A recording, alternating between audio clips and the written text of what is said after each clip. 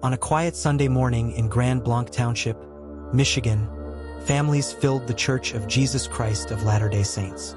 Parents guided their children to pews, voices lifted in hymns, and sunlight danced through stained glass windows. Everything was ordinary, peaceful, and familiar, but beneath that calm, fate was about to twist violently. What happened that morning wasn't just another act of violence. It was an attack so strange, so contradictory, that even seasoned investigators would struggle to understand it. Like and subscribe for more true crime stories. Witnesses first heard the roar of an engine. It was too close, too sudden. And then, in an instant, the unthinkable happened.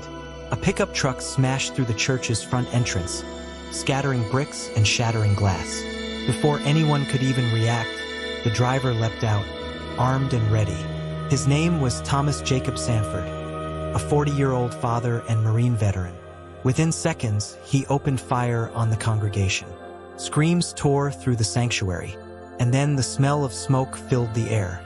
Sanford had brought gasoline. He had set the house of worship on fire. What had been a place of refuge was now a trap of bullets and flames. When his name was released, shock rippled through Michigan. Sanford wasn't a stranger to discipline. He wasn't a shadowy drifter. He was a decorated Marine, a man who had served in Iraq and held the rank of sergeant. He returned home to Michigan, working as a Coca-Cola truck driver. He had a young son suffering from a serious medical condition that required constant care. To neighbors, he was quiet, hardworking, devoted to his boy. So how did a man like that become the villain of such devastation? The contradictions only deepened. Investigators found that Sanford had no connection to the church he attacked. He wasn't a member. He wasn't in conflict with anyone in the congregation. There were no bitter lawsuits, no personal vendettas. Yet his crime was anything but impulsive. Suspected explosives were later discovered in his vehicle. His actions that morning were planned, calculated, and chillingly deliberate. The question became impossible to avoid. What pushed him to target innocent strangers in a place of worship? Inside the burning sanctuary, chaos unfolded. Fire crawled across the pews, devouring hymnals and prayer books. Congregants dragged one another through thick smoke, stumbling for exits as Sanford's gunshots rang out. 2 people were killed almost instantly. Later, when firefighters fought through the wreckage, they would find 2 more bodies inside. Others who escaped ran into the parking lot, only to see Sanford standing there with his weapon still raised. But fate had another twist. Law enforcement officers, alerted within moments, arrived on the scene in less than 30 seconds. In the parking lot, an intense exchange of gunfire erupted. For 8 unbearable minutes, the battle raged until Sanford himself fell.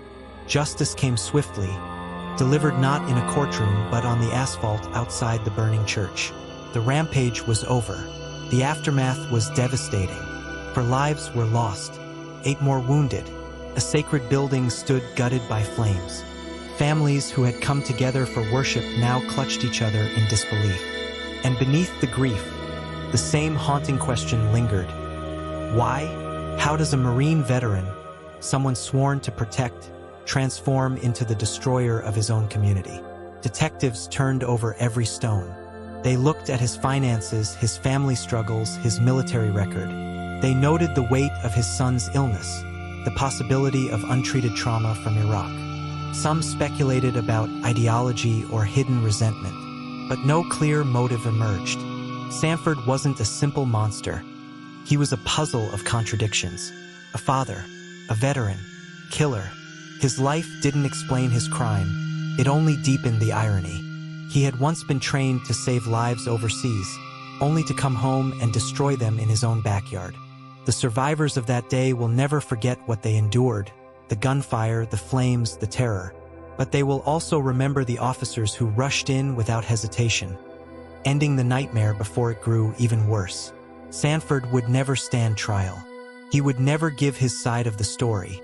But his rampage ended as swiftly as it began, and his death ensured he could harm no one else. Today, the charred ruins of that Michigan church stand as a haunting reminder of that Sunday morning. Families mourn loved ones. Survivors carry scars that no fire can erase, and investigators still search for answers that may never come. Sometimes tragedy resists explanation. Sometimes the why is swallowed by the smoke. But what remains is clear. Evil entered a sanctuary that morning, and though lives were lost, it was stopped before it could spread even further. Justice, incomplete but undeniable, was served, not in the way of trials or sentences, but in the fact that the man who brought chaos was himself silenced. And so the story of Thomas Jacob Sanford is left to history, a man of contradictions, whose life once symbolized service but ended in destruction. A mystery that may never fully unravel, and a tragedy that reminds us all of how fragile peace can be. Yet amid the ashes, there is also a testament. When darkness comes, it will not have the last word. Click the like button and subscribe for more chilling true crime story.